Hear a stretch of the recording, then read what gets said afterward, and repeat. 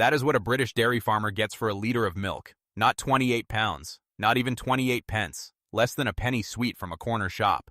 That same litre sits on a Tesco shelf for over £1.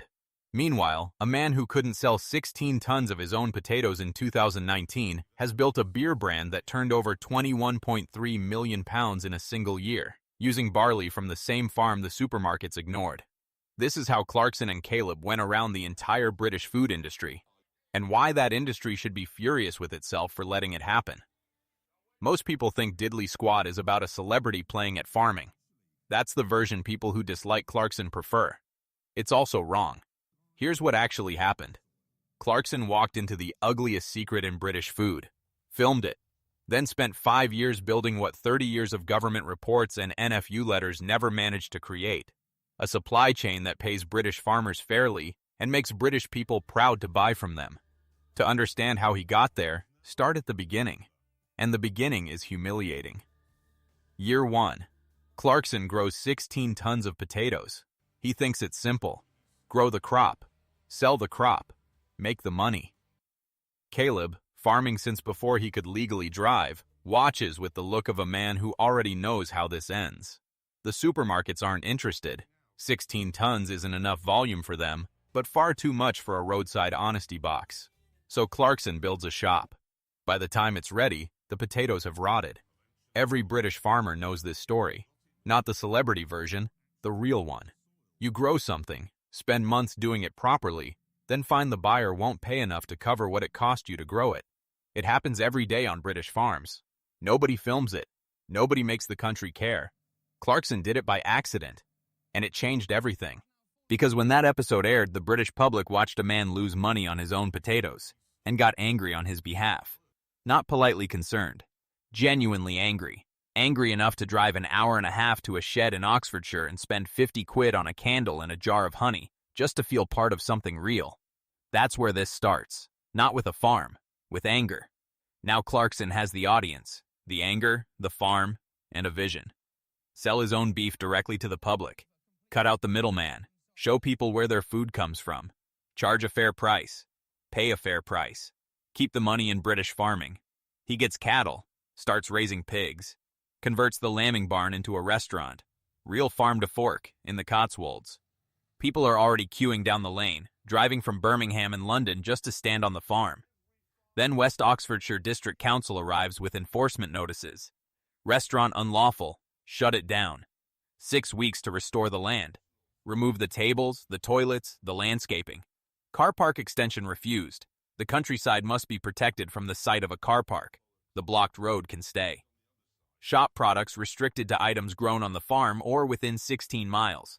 Even the candles are borderline. Beef from outside the radius is a problem.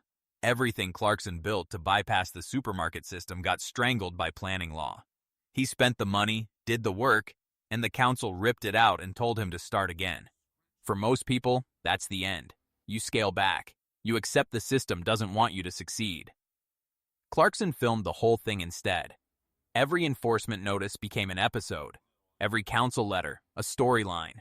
Every refusal, a front-page moment. Series 2 and 3, watched by millions across Britain, Australia, America, documented the planning battle in real time. The council spent ratepayer money fighting a dispute and accidentally produced the most effective advertisement for British direct farming that's ever existed. By the time the dust settled, the shop had permission, the car park was approved, and the restaurant dream got redirected into a pub. Under £1 million. A former roadside boozer called the Windmill, 5 acres near Burford. Clarkson renames it The Farmer's Dog, renovates it, films the chaos for Series 4, opens it in August 2024. Here's where the idea gets stronger. The menu is 100% British. Not mostly, not where possible. Every single thing on the plate, beef, pork, lamb, vegetables, beer, spirits, even the cooking oil, is British. No Coca-Cola, no avocados, no black pepper. If it wasn't grown or produced in Britain, it didn't come through the door. A Michelin-starred chef called it one of the most genuinely committed supply chains he'd seen. 140-plus people employed on opening day. Hours-long queues. A 360-space car park needed in a nearby field. Now there's a butcher shop attached. hopscotch and chops, a farm shop, a grab-and-go kitchen, a bottle shop. Not just a pub. A destination built on one idea. British farmers deserve a fair price, and British people deserve to know where their food came from. So ask yourself, when you last bought beef or lamb at a supermarket, did you check where it was actually from? Not the Union Jack on the front, the label on the back. That's the part most people never look at. Now, the bit most fans still haven't connected. The beef matters.